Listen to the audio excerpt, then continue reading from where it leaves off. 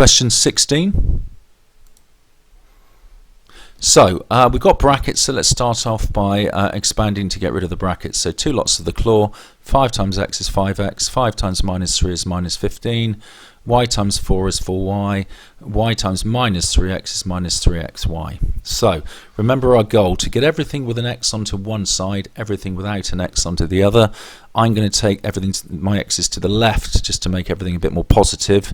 So how do I undo a minus 3xy? I add 3xy. How do I undo this minus 15? I add 15, giving me this. So all the terms with an x are on my left, all the terms without an x are on the right. Factorize to isolate x, and then undo this multiplying by 5 plus 3y by dividing by 5 plus 3y. So x equals 4y plus 15 all over 5 plus 3y. Question 17.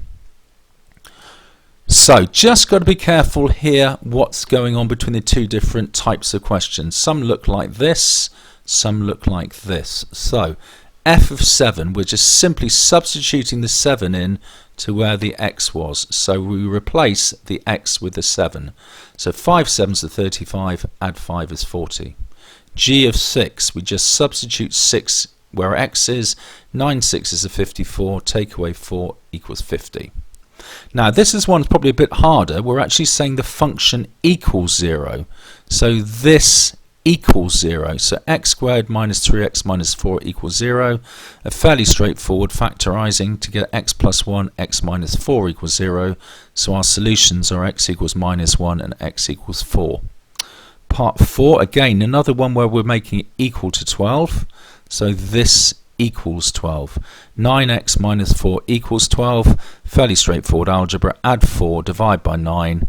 We get x equals 16 over 9. Part 5, another one where it's becoming equal to 7.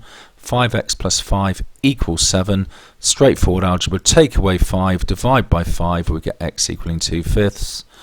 And then part 6, back to one of the earlier ones. Solve h of 10. We're just substituting 10 into h, so it's 10 squared minus 3 lots of 10 minus 4, which is 66.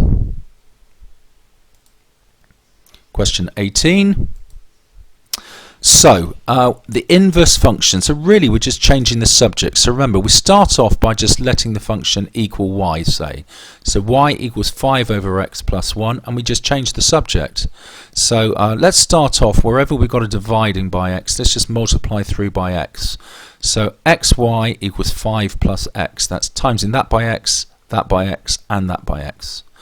Right, from then onwards it's a little bit more straightforward. Let's get everything with x's on the left hand side on this occasion.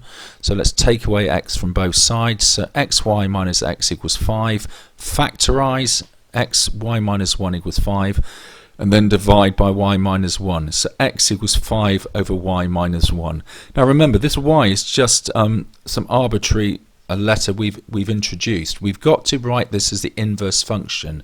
So it's not x, it's f to the minus 1 of x. And it's not y, it is x. So f to the minus 1x equals 5 over x minus 1. And don't lose sight of what we're doing. This is the opposite machine to this. If you put some value into this machine, it will come out with an output. That output popped up into this machine will take you back to where you started. This is the inverse function.